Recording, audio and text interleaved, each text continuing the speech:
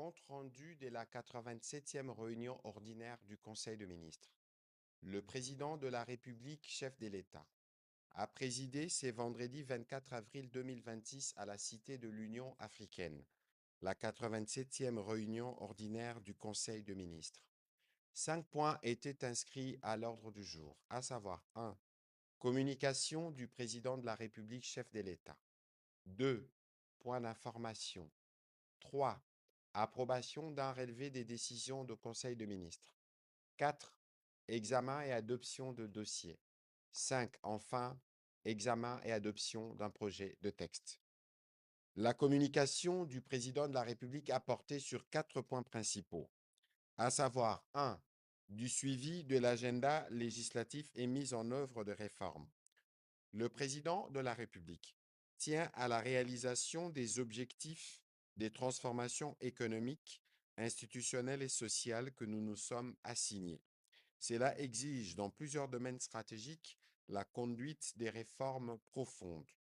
Il a insisté sur la nécessité d'accélérer et de finaliser certaines réformes importantes qui sont encore dans les circuits du processus législatif ou encore celles qui attendent des mesures d'application.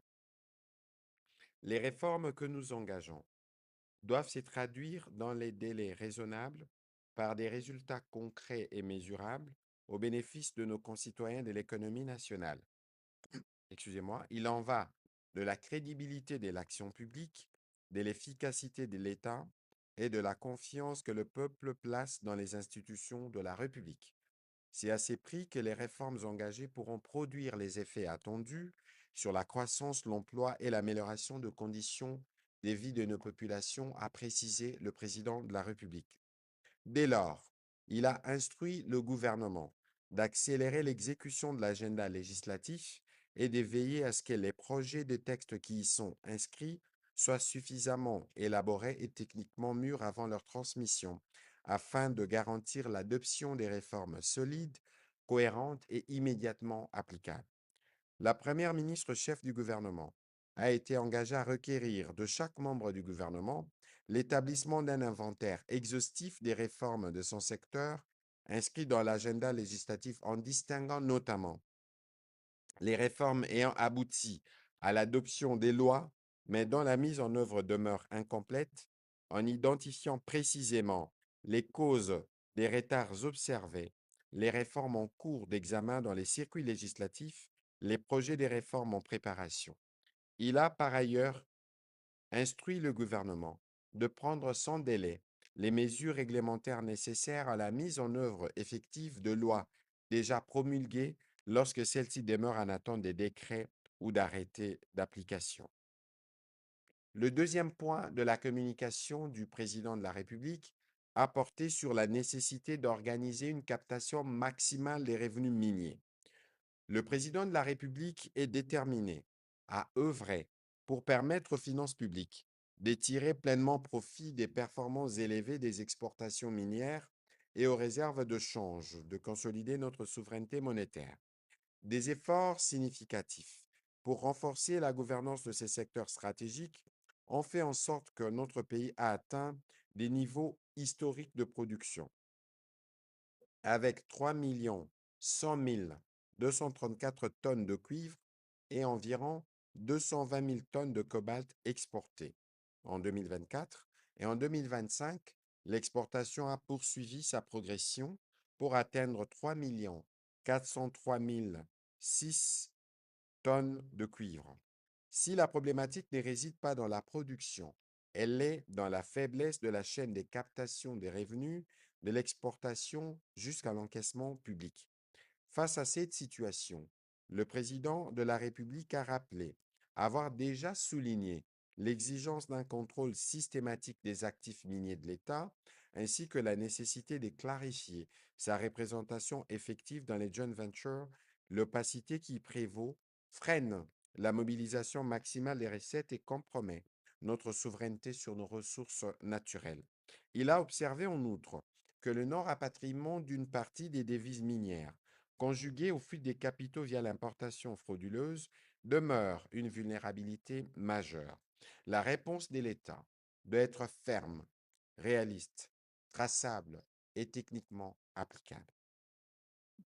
Sous la coordination de la Première ministre, il a instruit le vice-premier ministre, ministre de Transport, le vice-premier ministre, ministre de l'Économie nationale, le vice-premier ministre, ministre du Budget, les ministres des Finances, celui du Commerce extérieur, des Mines, du Portefeuille, l'Inspection générale des finances, la GECAMINE, avec le concours de son cabinet, de mettre en œuvre les orientations suivantes.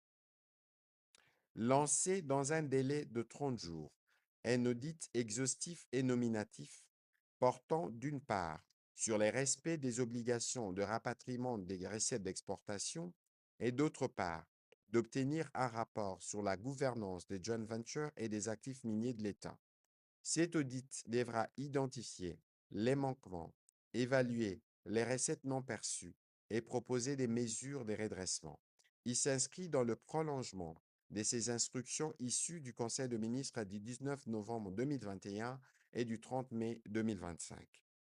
Parachever l'interconnexion obligatoire entre toutes les administrations et services intervenant dans la chaîne minière, notamment le GFREM, l'OCC, la DGDA, la Banque centrale du Congo et les banques commerciales concernées. Aucune opération d'exportation ou d'importation ne devra désormais échapper à une chaîne intégrée de traçabilité permettant de suivre un même flux depuis les bordereaux logistiques jusqu'au paiement des droits, au rapatriement des devises et à l'encaissement effectif des recettes publiques. Les résultats de première réflexion sur ces sujets devront être présentés au plus tard le 15 juin prochain. Le troisième point de la communication du président de la République a porté sur la nécessité de renforcer la gouvernance minière, la lutte contre la fraude minière et l'exploitation illicite des minerais. Le président de la République est revenu avec la plus grande fermeté sur la nécessité de renforcer la gouvernance de notre secteur extractif et de mettre un terme définitif aux pratiques qui en compromettent gravement les retombées au profit de la nation. Il a été saisi des informations concordantes faisant état du développement préoccupant d'une exploitation minière anarchique et cavalière dans certaines parties du territoire national, notamment dans les territoires de Haru et des Mahagui en province de l'Ituri, ainsi que dans les provinces du Bas-Zuélé et du Maniema, menées en marge de tout cadre légal et réglementaire. Ces activités se caractérisent par des atteintes graves et inacceptables à la dignité humaine, à l'environnement et à l'autorité de l'État, notamment la profanation des sépultures avec exhumation des restes humains, la destruction des terres agricoles, la pollution des nappes aquifères par l'usage de substances toxiques telles que des cyanures, ainsi que des traitements dégradants et des arrestations arbitraires visant autorités coutumières et citoyens dénonciateurs. Au-delà de ces violations, il s'agit d'une véritable spoliation organisée de nos ressources naturelles, opérée à grande échelle au moyen d'engins lourds pour l'extraction de l'or et d'autres minerais stratégiques pour des valeurs se chiffrant en milliards de dollars annuels, sans bénéfice pour les trésors publics ni pour les communautés locales. Pour le président de la République, cette situation est inacceptable, tant qu'elle porte atteinte à notre souveraineté économique, compromet la soutenabilité de notre environnement et fragilise la cohésion sociale dans les zones concernées. Elle doit donc cesser immédiatement. Il a tenu à cet égard à saluer l'initiative du ministre de Mines qui a déjà mis en place une commission mixte associant les autorités provinciales, l'administration minière ainsi que les forces de défense et de sécurité en vue d'identifier les responsabilités des proposés des mesures correctives appropriées. Afin de renforcer cette dynamique et d'assurer une réponse à la hauteur des enjeux, le président de la République a instruit le vice-premier ministre, ministre de l'Intérieur, le vice-premier ministre, ministre de la Défense, le ministre d'État, ministre de la Justice et garde-sceaux, la ministre de l'Environnement, de se joindre pleinement aux efforts du ministre de Mines en vue de la mise en place d'un dispositif opérationnel et coercitif de lutte contre l'exploitation minière illicite. Ces dispositifs devra intégrer la saisie systématique des engins utilisés dans ces exploitations illégales, la traçabilité et la sécurisation des sites concernés, l'identification, la poursuite judiciaire et la sanction, sans complaisance, de tous les auteurs, co-auteurs, complices et de leurs réseaux de soutien, ainsi que la redistribution, dans un cadre légal et transparent, des équipements saisis au profit des structures congolaises qualifiées, engagées dans une exploitation responsable et conforme aux normes environnementales et sociales.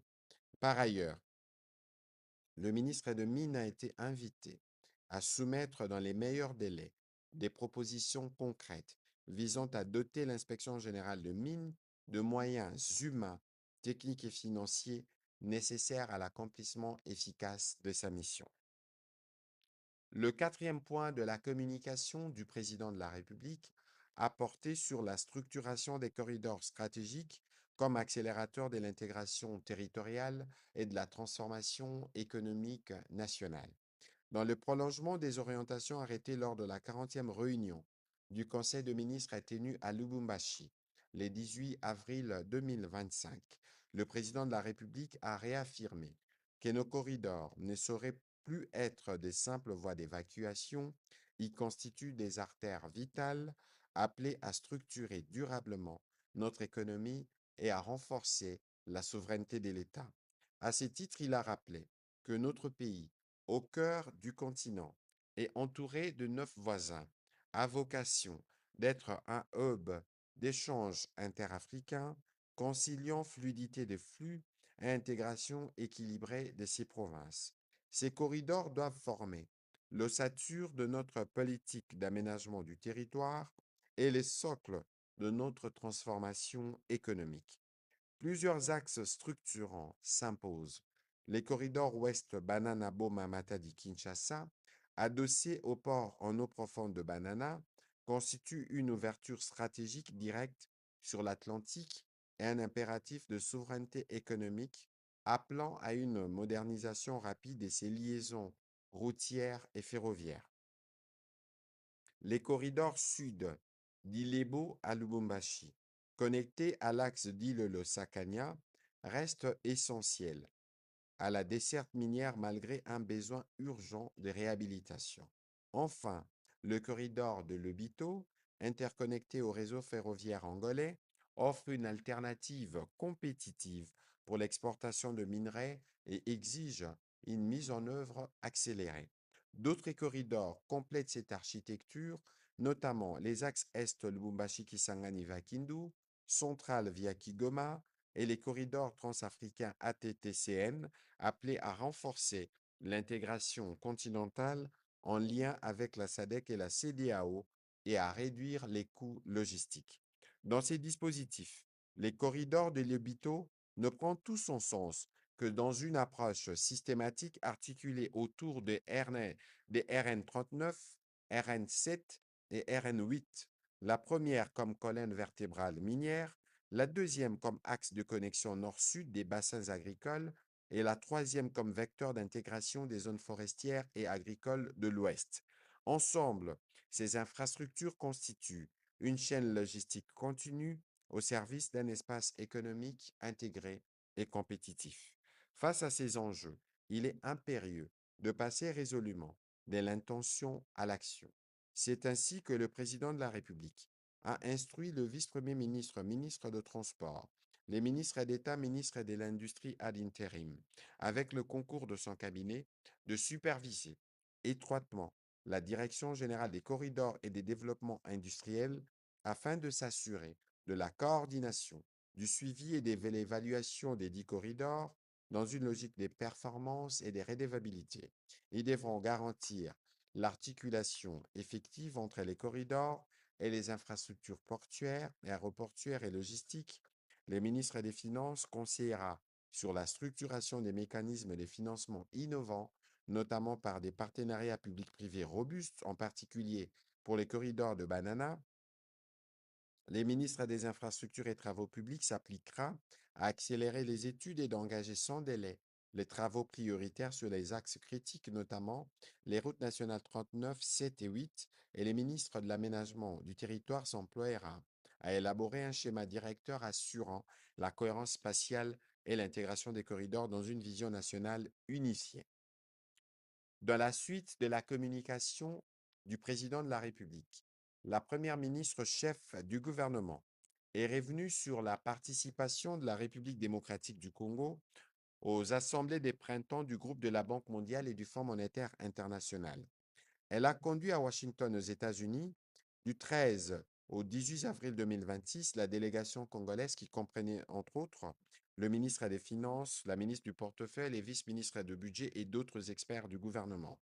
Cette mission s'inscrivait dans les cadres du renforcement de la diplomatie économique de notre pays, avec pour objectif de mobiliser des financements en appui aux priorités nationales et de positionner notre pays comme un acteur stratégique de développement. Les échanges ont permis de consolider les partenariats, notamment dans les secteurs de l'eau, où, à la faveur de sa participation au Side Event Water Forward, l'Italie a marqué son engagement à mobiliser un financement de 100 millions de dollars américains en appui à un programme en cours avec la Banque mondiale.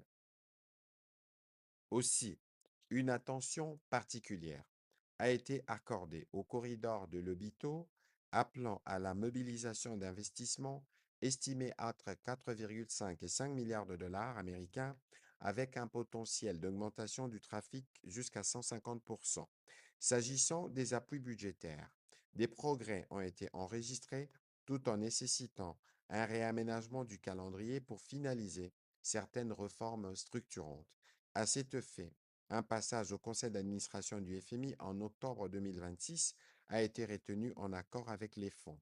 Par ailleurs, la République démocratique du Congo pourra bénéficier d'un accompagnement technique des experts de Bretton Woods pour appuyer la réforme de la politique salariale. En outre, conformément aux orientations arrêtées avec nos partenaires, la coordination intersectorielle sera assurée par la primature afin d'assurer un suivi des engagements pris avec les partenaires de la Banque mondiale et du FMI. Dans ces cadres, une réunion sera convoquée dans les tout prochains jours avec le ministère des Finances en vue d'assurer une mise en œuvre diligente et coordonnée des 10 engagements. D'autre part, dans les cadres de l'amélioration du climat des affaires, la Première ministre a demandé au ministre d'État, ministre du Plan, de lui faire le point d'ici 15 jours sur les réformes y afférentes et de renforcer la coordination des actions de toutes les parties impliquées dans ces processus en vue de permettre la mobilisation des financements nécessaires à la mise en œuvre des projets structurants. Au deuxième chapitre du Conseil de ministres de ce jour, relatif aux points d'information. Le vice-premier ministre, ministre de l'Intérieur, a présenté au Conseil le rapport sur l'État et l'administration du territoire national.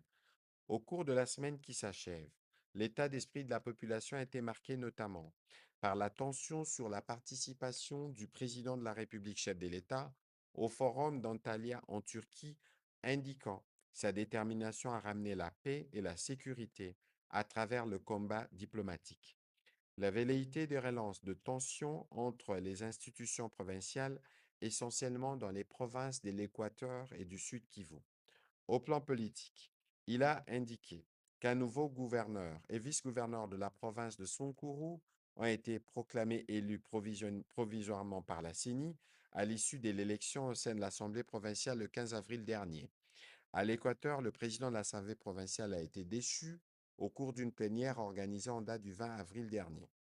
Au sujet de la lutte contre la criminalité, le Conseil a été informé de l'audience foraine du tribunal militaire de garnison de la Gombe qui s'est tenue les jeudis 23 avril 2026 dans la commune de Warumbu, au cours de laquelle ont comparu les présumés criminels auteurs du braquage du 9 avril 2026 à Kinshasa. En vue de relancer le centre des appels d'urgence de la police nationale congolaise, il a été évoqué la mise à disposition et la remise officielle mercredi 22 avril 2026, de 3 numéros verts afin de renforcer le traditionnel numéro 112. Ces dispositifs de proximité attendent d'être activés de manière conséquente pour son opérationnalisation urgente. Par ailleurs, le vice-premier ministre a donné suite à la décision prise lors de la 17e réunion du Conseil de ministres du 11 octobre 2024 sur la problématique de l'identification des éleveurs Mororo. Le rapport présenté détaille les activités menées les décisions administratives pour faciliter le travail préliminaire, les préalables ainsi qu'un avant-projet de loi portant code du pastoralisme et des transhumances frontalières en République démocratique du Congo pour combler le vide légal. Après avoir passé en revue les quelques cas des sinistres et catastrophes déplorés, à travers certaines provinces rassurant des mesures prises pour y faire face, il a terminé par brosser la situation aux frontières. Toujours sur ces points sécuritaires, il a été complété par le vice-premier ministre, ministre de la Défense nationale, qui a quant à lui brossé la situation opérationnelle et sécuritaire en revenant spécifiquement sur la situation dans les provinces du Nord Kivu, du Sud Kivu, des Lituri, ainsi que dans la périphérie de la ville-province de Kinshasa. Il a rassuré que les forces armées poursuivent avec leur détermination leur mission de défendre la patrie et nos populations contre les attaques coordonnées de la coalition des RDF M23 sur tous les fronts. Suite aux pertes considérables subies au cours des derniers affrontements, la coalition ennemie procède au renforcement de ses troupes par les recrutements forcés des mineurs dans plusieurs agglomérations sous son occupation. De l'autre côté, les attaques terroristes ADF-ISCAP dans leur extension dans le Haut-Uélé et la Chopo ont été systématiquement repoussées grâce au renforcement des FARDC en hommes et en matériel dans les triangles compris entre les territoires de Mambasa en Ituri, Wamba dans le Haut-Uélé et Bafasende dans la Chopo. En ce qui concerne le mouvement insurrectionnel Bakata Katanga et ses alliés, l'opération de leur neutralisation se poursuit normalement dans l'espace Grand Katanga, nonobstant leurs attaques isolées contre les positions de nos forces. Un point a été également fait sur l'évolution de la situation sécuritaire dans les triangles de Congo central, ville de Kinshasa et Grand Bandundu. Le ministre délégué aux anciens combattants qui suit spécifiquement cette question a fait les points sur les avancées enregistrées. Évolution de la situation récente sur le marché d'échange ainsi que de biens et services. Intervenant comme invité, le gouverneur de la Banque centrale du Congo a fait le point de la conjoncture économique qui demeure globalement stable malgré des légères tensions inflationnistes et une évolution contrastée du marché d'échange. Au 17 avril 2026, l'inflation hebdomadaire s'est établie à 0,24% en légère accélération par rapport à 0,17% la semaine précédente. En glissement annuel, elle s'est située à 2,36% en nette baisse par rapport à 10,18% un an plus tôt et demeure largement inférieure à la cible de moyen terme de 7%. Entre-temps, les taux de change du franc congolais s'est fixé à 2306,14 francs congolais pour un dollar américain à l'indicatif et à 2318,13 francs congolais sur le marché parallèle au 16 avril dernier. Par rapport à la semaine précédente, la monnaie nationale s'est dépréciée des 0,23% à l'indicatif et des 0,04% au parallèle. En rythme hebdomadaire, les cours mondiaux des principaux produits de base intéressant l'économie congolaise cuivre hors cobalt se sont globalement bien comportés. Par ailleurs, les membres du Conseil ont aussi été informés de l'assouplissement modéré du taux directeur de 1,5%, passant de 15% à 13,5% décidé lors de la réunion du comité de politique monétaire du 9 avril 2026. La Banque centrale du Congo poursuit une gestion active de la liquidité bancaire appuyée par un renforcement de la coordination avec la politique budgétaire en vue de consolider la stabilité macroéconomique. Elle assure également les maintiens d'une politique de change prudente et proactive visant à contenir les pressions sur les marchés d'échange et à préserver la stabilité du taux de change. Pour conclure, les gouverneurs de la Banque centrale du Congo a salué l'émission par les gouvernements du premier eurobond congolais qui marque une avancée considérable pour notre pays, non pas parce qu'on a réussi à accéder au marché financier, mais parce que cela traduit la stabilité de notre marché et l'efficacité de notre stratégie économique. Situation épidémiologique en République démocratique du Congo. Le ministre de la Santé publique, Hygiène et Prévention sociale a présenté la situation sanitaire dans le pays, caractérisée spécialement par l'épidémie de choléra. Comparé à la semaine précédente, la tendance à la 15e semaine est marquée par une baisse des cas, passant de 968 à 915 avec 4 décès enregistrés, soit une létalité de 0,4% contre 1,5% la semaine précédente. Cette tendance est observée à Kinshasa, dans le Haut-Katanga, le Tanganyika et le Olomami, la province du Nord Kivu étant la plus touchée au cours de cette semaine avec 215 nouveaux cas suspects et un décès. Concernant la ville-province de Kinshasa, la tendance est à la baisse avec 33 nouveaux cas suspects, aucun décès durant cette semaine contre 36 cas et 2 décès à la 14e semaine. Par ailleurs, 10 malades actifs sont actuellement pris en charge dans les centres de traitement du choléra à Kinshasa contre 16 la semaine précédente. S'agissant spécifiquement de la situation dans la prison de Mbanzangung au 17 avril, le cumul des cas est resté à 160 dont 13 décès. Tous les 4 pavillons de la prison ont été touchés. Toutefois, après 16 jours d'accalmie, sans notification de nouveaux cas suspects, une résurgence de l'épidémie est observée depuis le 18 avril avec 8 nouveaux cas, portant ainsi le cumul à 168 cas. Note d'information relevant du secteur de sport. Au nom du ministre de Sport en mission, la ministre de la Culture, des Arts et du Patrimoine a présenté une note d'information relative à la préparation de l'équipe nationale, les Léopards A, à la Coupe du monde FIFA 2026. À cet effet, les grandes lignes du calendrier des préparatifs techniques et protocolaires ont été évoquées et les lieux ainsi que les équipes choisies pour les matchs apicaux ont été identifiés.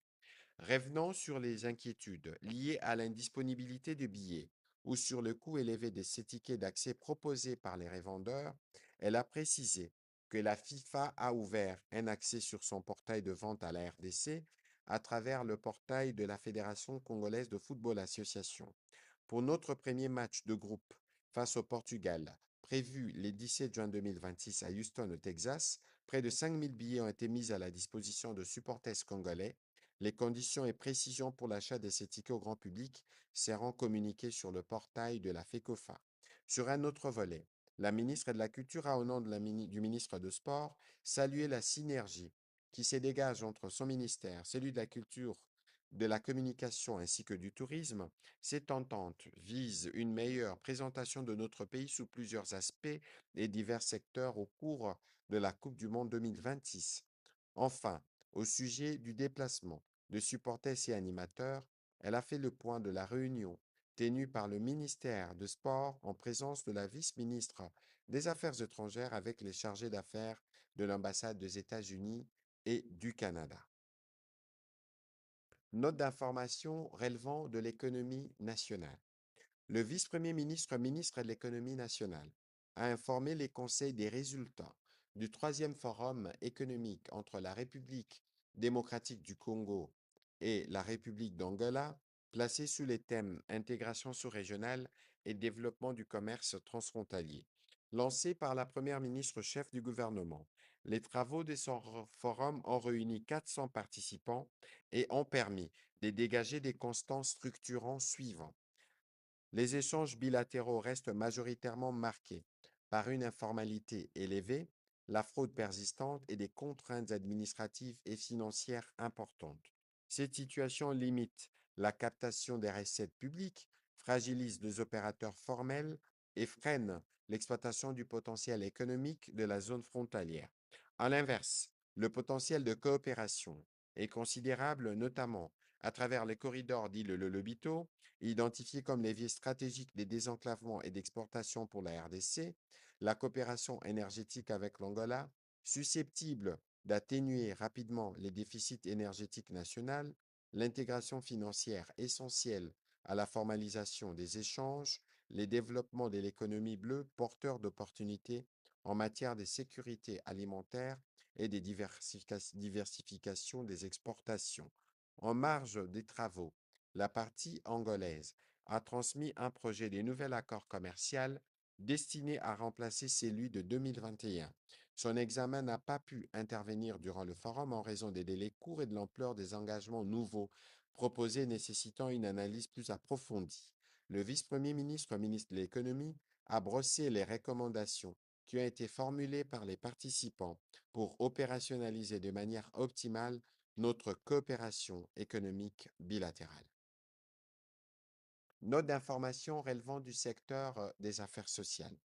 La ministre d'État, ministre des Affaires sociales, Action humanitaire et solidarité nationale, a fait le point sur la situation humanitaire en République démocratique du Congo au cours de la semaine du 12 au 18 avril 2026. En effet, plusieurs alertes ont été enregistrées, notamment les mouvements des populations, les inondations, les vents violents ainsi que les naufrages. Au sujet du mouvement des populations, elle a évoqué les déplacements d'environ 350 ménages à Niemba et 1800 à Muyombo, dans la province du Tanganyika, suite au conflit intercommunautaire entre les communautés Toa et Bantou qui ont affecté deux axes majeurs. L'enregistrement des 68 287 personnes déplacées internes à Bafouassende dans la province de la Chopo, fuyant les atrocités des milices Codeco, dont quelques-uns se dirigent vers la ville de Kisangani, s'ajoutant sur les 4 380 personnes déplacées enregistrées une semaine plus tôt, fuyant les actes de violence extrêmes perpétrés par les terroristes ADF. Les déplacements d'environ 12 700 personnes à Puerto et des 460 personnes à Mitwaba, dans la province du Haut-Katanga, suite aux violences perpétrées par les milices Bakata-Katanga. Par ailleurs, 205 ménages ont été enregistrés à Lubumbashi, fouillant les exactions des forces négatives des agresseurs rwandais et leurs supplétifs de l'AFC M23 opérant dans les provinces du Nord Kivu et du Sud Kivu. En ce qui concerne les inondations, il a fait état de la destruction de nombreux champs de culture vivrières et de plusieurs habitations endommagées dans les territoires de Sangui, en province de la Chopo. S'agissant de vents violents, ceux-ci ont affecté les localités Nkosso 1 et Nkosso 2 dans la province de l'Équateur, laissant 522 familles sans abri, 4 écoles primaires, une école secondaire, 3 églises et un centre de santé ont été détruits. Quant aux naufrages, plusieurs accidents fluviaux ont été enregistrés, notamment dans les provinces du Kassai et du Tanganyika. L'accident intervenu dans la rivière Louvois a fait 17 morts, 4 rescapés et plusieurs disparus, et celui d'une pirogue motorisée entre les villages Libundui et Mutakuya dans la province du Tanganyika a causé 36 décès confirmés et 56 rescapés. La ministre d'État, ministre des Affaires sociales, a terminé son intervention en évoquant les mesures arrêtées par le gouvernement en vue de répondre à ces urgences humanitaires. Note d'information relevant du secteur de l'éducation nationale. La ministre d'État, ministre de l'Éducation nationale, a informé le Conseil de l'organisation du segment politique de haut niveau sur les financements durables de l'éducation et de la formation du 28 au 30 avril 2026 à Kinshasa. Ces assises s'inscrivent dans une séquence stratégique majeure pour les secteurs, marquée notamment par l'achèvement du cycle de mise en œuvre de sa stratégie sectorielle de l'éducation et des formations 2016-2025, la revue du pacte de partenariat, cadre de coordination entre le gouvernement et les partenaires du secteur pour la transformation du système éducatif, ainsi que la préparation de la stratégie sectorielle intérimaire de l'éducation et de la formation 2026-2030.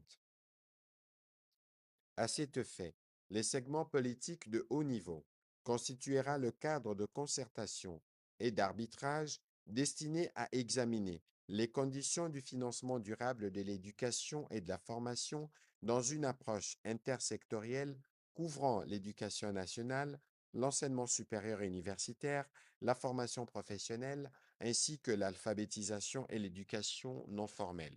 Il devra notamment permettre de renforcer la cohérence entre les réformes en cours, les priorités nationales et les perspectives de planification sectorielle à moyen terme, tout en soutenant la préparation des options stratégiques nécessaires et en favorisant la mobilisation de partenariats stratégiques et nationaux et internationaux en faveur du capital humain.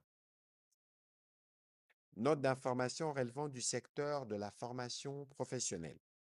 Le ministre d'État, ministre de la formation professionnelle, a présenté au Conseil le programme Infrastructure Talent. Il a souligné que les 10 programmes visent à développer les compétences spécifiques dans les domaines particuliers des infrastructures de transport où la main-d'œuvre qualifiée est en pleine décadence pour les développements économiques et surtout dans la protection des investissements importants.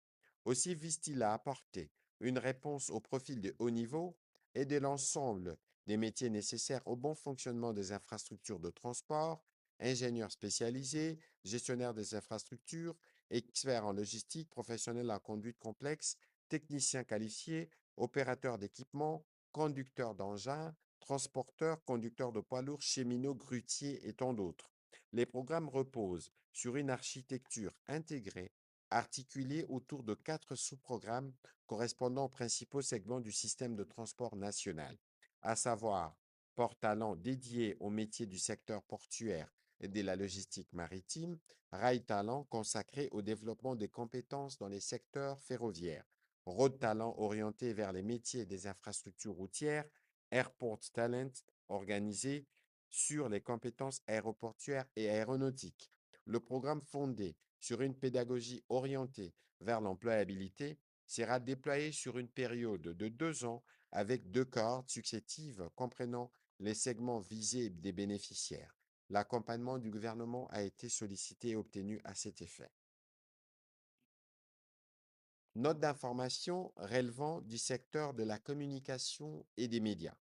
Le ministre de la Communication et Médias a informé le Conseil de la célébration de la 33e journée mondiale de la liberté de la presse sous le thème Façonner un avenir de paix.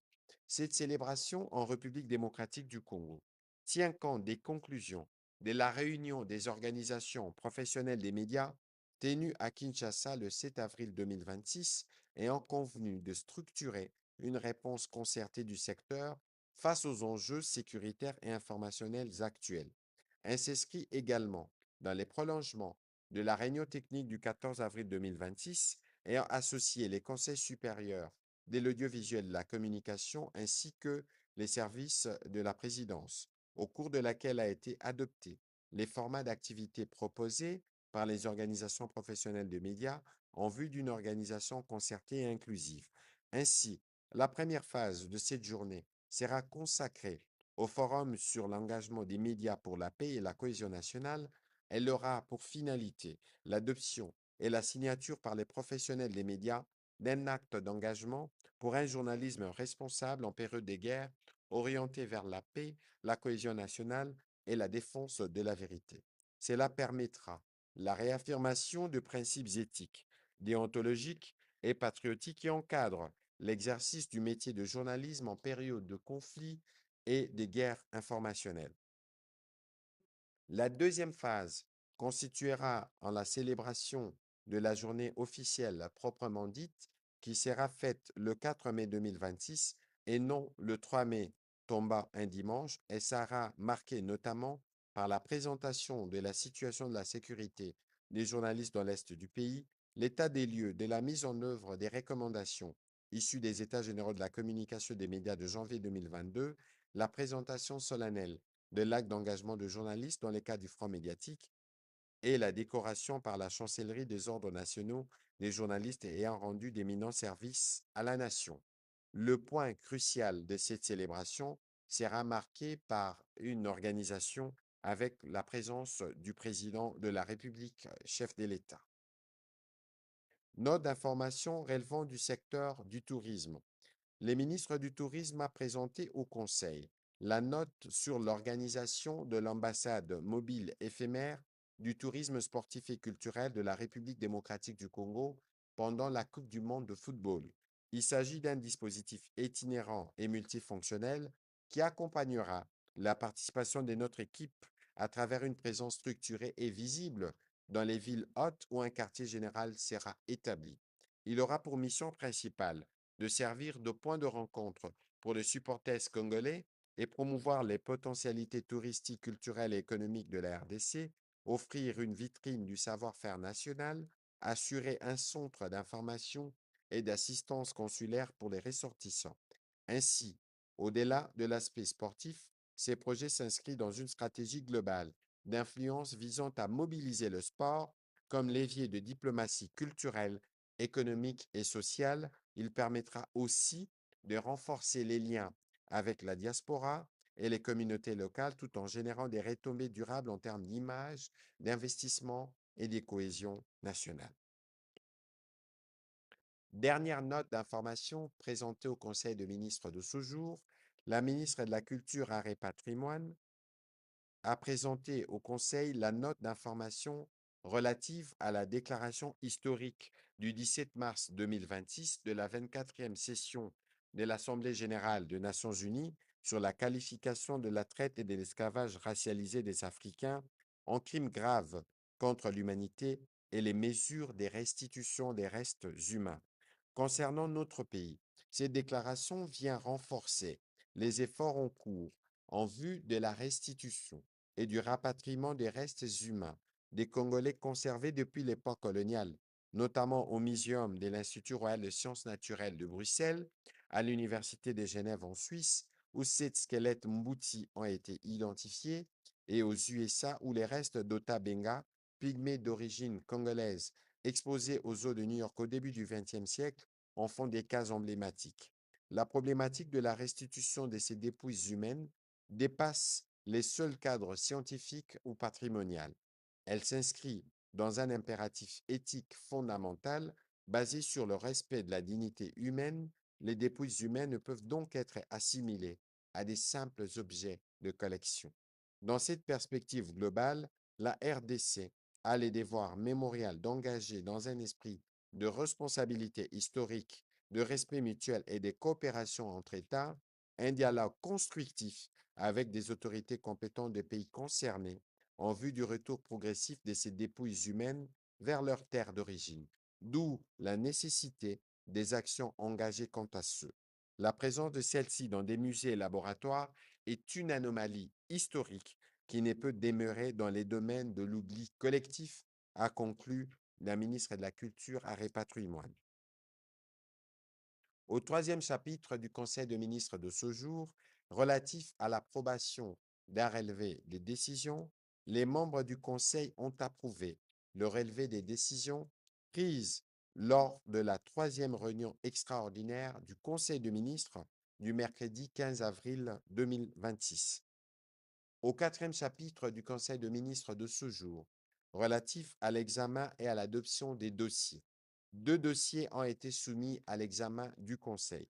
Le premier, relevant du secteur de la pêche et de l'élevage, où les ministres ont présenté pour examen et approbation les dossiers relatifs à la problématique de la mise en service des bateaux de pêche commandés par le gouvernement en exécution de son programme d'amélioration de la sécurité alimentaire et nutritionnelle. Notre gouvernement avait passé des commandes des bateaux de pêche en Espagne et en Égypte. Les deux commandes portent sur les mêmes catégories des bateaux. En ce qui concerne la commande passée en Égypte, les bateaux de pêche, soit 3 bateaux de 27 mètres et des 5 bateaux de 8 mètres, avaient déjà atteint le territoire national. En prévision de leur mise en service, le ministère de la Pêche et l'Élevage avait fait appel à 3 sociétés en vue de s'assurer de leur capacité de navigation maritime et de la rentabilité économique. De ces 3 sociétés, seule la société Mercure Logistique avait répondu et accepté de réaliser une expertise au terme de laquelle elle s'est prononcée sur la catégorie de ces bateaux, à savoir des seineurs qui ne pêchent que des pélagiques jusqu'à la profondeur de 200 mètres, contrairement aux chalutiers qui exploitent les ressources halieutiques jusqu'à 500 mètres de profondeur. Les ministres de la Pêche et élevage a de ces faits présenté au Conseil les détails préalables à la mise en service de 10 bateaux. Après débat et délibération, les conseils de ministres a adopté ces dossiers. Dossiers relevant du secteur de la politique de la ville. La ministre est déléguée près de la ministre des Affaires sociales, Solidarité nationale et Affaires humanitaires, chargée des personnes vivant avec handicap, a, au nom de la ministre déléguée, près de l'urbanisme et habitat en charge de la politique de la ville, présenté au Conseil le dossier afférent à la tenue en République démocratique du Congo de la conférence des maires des villes d'Afrique centrale en 2027. Elle a rappelé que dans le cadre de la mise en œuvre du programme national de modernisation des villes, notre gouvernement réaffirme sa volonté de promouvoir un développement urbain structuré, inclusif, résilient et durable en dotant les entités urbaines d'infrastructures modernes adaptées aux exigences de gouvernance contemporaine. En perspective de l'organisation de la prochaine conférence des maires d'Afrique centrale, événement d'envergure régionale réunissant les décideurs urbains, les partenaires au développement ainsi que les acteurs de la gouvernance locale, la ville de Guémena a été choisie pour abriter ces assises. Cependant, cette ville fait face à un déficit en infrastructures administratives modernes. L'absence d'un bâtiment institutionnel approprié pour la mairie constitue une contrainte majeure au bon fonctionnement des services municipaux, limitant ainsi leur efficacité, leur visibilité et leur capacité d'action. Pour recevoir ces assises, Guémena se doit de renforcer ses capacités d'accueil. Partant, la construction d'un bâtiment administratif moderne pour la mairie apparaît comme une nécessité fonctionnelle et un impératif stratégique permettant d'inscrire durablement la ville dans une dynamique de modernisation, de rayonnement régional et de compétitivité territoriale. Après débat et délibération, les conseils de ministres a aussi adopté ces dossiers. Au dernier chapitre du Conseil de ministres de ce jour, relatif à l'examen et à l'adoption d'un texte, au nom du ministre d'État, ministre de la Justice en mission, les ministres d'État, ministres de la formation professionnelle, a soumis au Conseil pour examen et adoption le projet de loi portant autorisation de la prorogation de l'état de siège dans les provinces de l'Ituri et du Nord Kivu pour une période de 15 jours prenant cours les 17 mai 2026. Après débat et délibération, ces projets de loi a été aussi adopté. Commencé à 15h22. La réunion du Conseil de ministres a pris fin à 19h07. Je vous remercie.